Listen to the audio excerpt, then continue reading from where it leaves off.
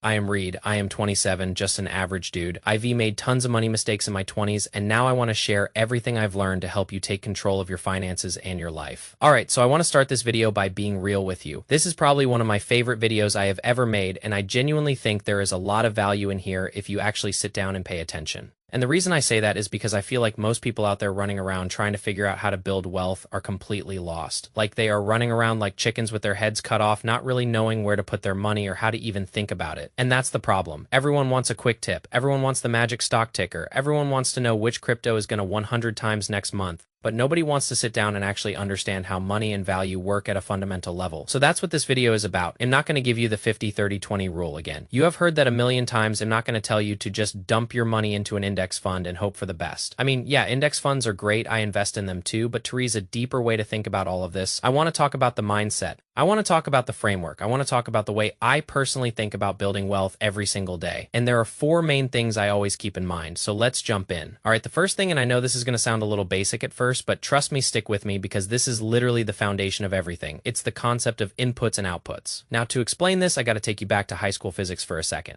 I know you came here to learn about money, not thermodynamics, but hear me out. The first law of thermodynamics says energy cannot be created or destroyed. It can only be transferred or transformed. That's it. You cannot create energy out of nothing. And I believe the exact same thing applies to value and to money. You cannot create value out of thin air. And let me give you an example. Look at this water bottle I have right here. It took energy to make this bottle. It took plastic materials. It took manufacturing. It took transportation. It took a store to stock it, and then I bought it. All of that is value being transferred from one place to another. Nothing came from nothing, and the same thing applies to you. If you want to build wealth, you have to understand that you as a person have a certain amount of value that you can provide to the world. Maybe that's through your hands, maybe it's through your brain, maybe it's through your time, but you cannot just snap your fingers and have money appear. And I know people are going to argue with me on this. They're going to say, well, Reed, what about starting a business? I created value from nothing. No, you didn't. You took the knowledge that was already in your brain and you applied it. You took your time and you traded it. You transferred your energy into building something. That's not creation from nothing. That's transformation. And once you understand that, you stop waiting for a miracle. You stop waiting for some random crypto to pump. You stop waiting for your rich uncle to die. You start realizing that you have to actually produce value to get value back. And that leads me to the most important question you can ask yourself. How can I accumulate more units of value? I view everything in units of value. My time is a unit of value. My skills are units of value. A stock I own is a unit of value. A rental property is a unit of value. And my goal every single day is to figure out how to accumulate more units of value than I am spending. It's that simple. And look, I know someone is going to bring up the Federal Reserve. They're going to say, well, Reed, what about the government printing money? They are literally creating value out of nothing, right? No, they are not. They are watering down the value of every dollar that already exists. If the government prints $1 trillion, they are not creating $1 trillion of new wealth. They are making every single dollar in your pocket worth less. That's not creating value. That's destroying the value of your savings. So don't get confused. Okay, let's move on to the second concept. And this is where most people hit a wall. This is the concept of leverage and scale. And I would say that this is probably the number one reason why most people never get past a certain point financially. For some people, the wall is at $10,000 saved up. For others, it's at $100,000 a year in income. And for a few people, it's at $1 million or $2 million, but almost everyone hits a wall at some point. And the reason is because they never learn how to use leverage and scale. So let me explain what I mean. Let's say you have a certain capacity for work. Maybe you can work 40 hours a week, maybe 50 or 60 if you really grind, but to reach a hard limit, you only have 24 hours in a day and you need to sleep and eat and take care of yourself. So if you are trading your time for money directly, you have a ceiling. You can only make so much. But leverage is how you break through that ceiling. And here's a simple example. Let's say I have $80 in my pocket. I can take that $80 and I can pay someone else to work for me. Let's say I pay them $20 an hour for 4 hours of work, so I spend $80. Now that person goes out and does some work for me. Maybe they write some articles or they do some video editing or they help me with my business, and that work generates $800 for me. So I spent 80 and I made 800. That's leverage. I use someone else's time and energy to multiply my own output. And the beautiful thing is I also got those 4 hours of my own time back. So now I can go and do something else with that time. I can find another opportunity. I can build another stream of income. And I know what some of you are thinking.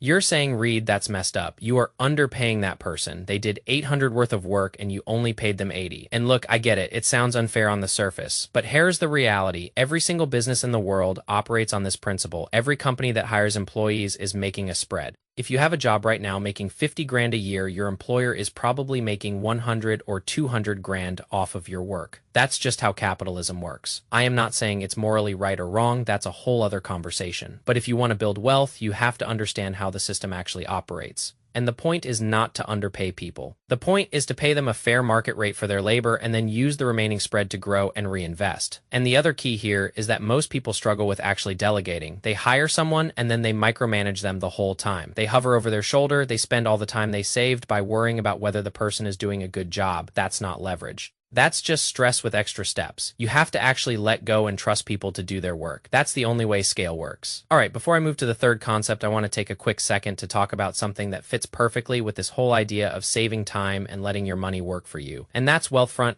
I have been using Wealthfront for a while now, and I genuinely like it because it takes a lot of the guesswork out of investing. Look, I am a busy guy. I have my job. I have my side projects. I have my life. I do not have time to sit around and pick individual stocks all day, and honestly, most people should not be doing that anyway. Wealthfront lets me passively invest into the markets. It helps me dollar cost average my money in without me having to think about it. And one of my favorite features is their tax loss harvesting, which can actually save you money on your taxes. The fee is only 0.25% per year, and the account minimum is just $500. So anyone can get started. They just added a bunch of new investment options too. You can invest in clean energy, socially responsible companies, healthcare tech, and even crypto like Bitcoin and Ethereum. So if you want to check them out, I will leave a link down below. You can get your first $5,000 managed for free. I personally use it, and I think it's a solid option for anyone who wants to invest without spending hours researching. All right, back to the video. So the third concept is something that I think is incredibly important, but almost nobody talks about, and that's understanding which phase of the economic cycle you are in. There are four main phases: the stealth phase, the awareness phase, the mania phase, and the blow-off phase. And if you actually understand these phases, you can make much smarter decisions about where to put your money. Let me explain. The stealth phase is when an asset or an idea is still completely under the radar. Only a handful of people know about it. It's not in the news, your friends are not talking about it, it just exists quietly, and the people who get in during this phase are the ones who make the most money over time. Then you have the awareness phase. More people start catching on to read some media coverage, but it's still not mainstream. Smart investors and early adopters start piling in. Then you have the mania phase. This is when everything goes crazy. Everyone is talking about it. Your cousin who has never invested a day in his life is telling you to buy it. It's on the front page of every news outlet. Prices are going up so fast that people start thinking they are geniuses. And then finally, you have the blow-off phase. This is when the bubble pops, prices crash. People who bought at the top lose everything, and the cycle starts all over again. Now, the reason I am telling you this is because most people do the exact opposite of what they should do. Most people buy during the mania phase because that's when the excitement is highest, that's when FOMO kicks in. That's when they see their friends making money and they feel like they are missing out. But the smart money gets in during stealth and awareness, and the really smart money gets out during mania. So how do you actually find opportunities in the stealth phase? You have to go where nobody else is looking. You have to ignore the headlines. You have to talk to people who are smarter than you.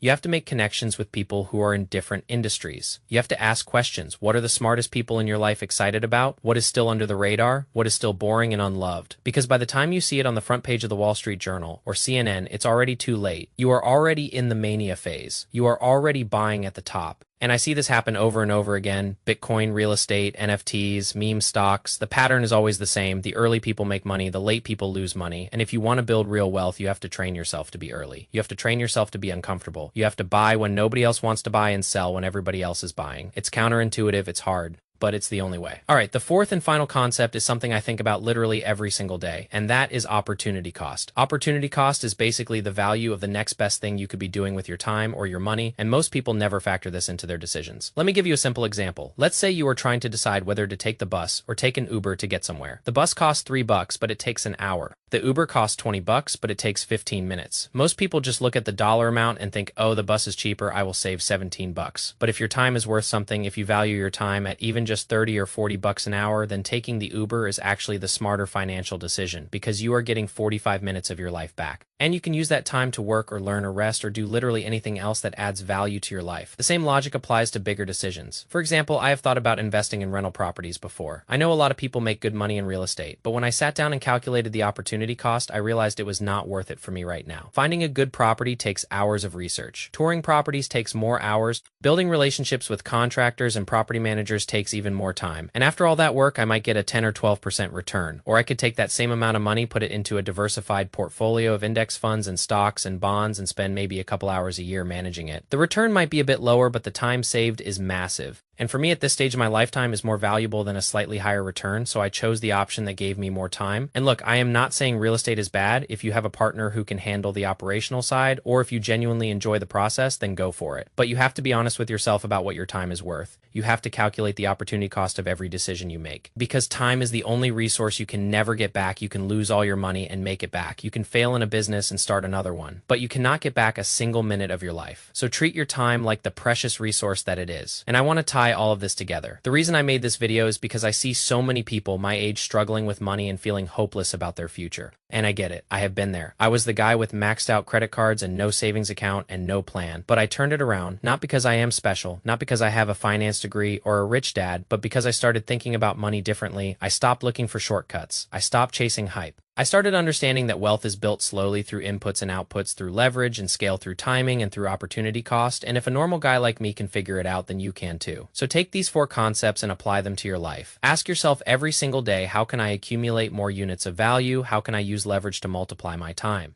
Am I investing in the stealth phase or am I buying into mania? And what is the opportunity cost of every choice I am making? That is the framework. That is how you build wealth as a normal person. No magic tricks, no secret formulas, just hard thinking and consistent action. All right, that is it for this one. I hope this video helped you think about money in a different way. Thank you so much for watching. I really appreciate all the support. I will see you in the next one. Peace.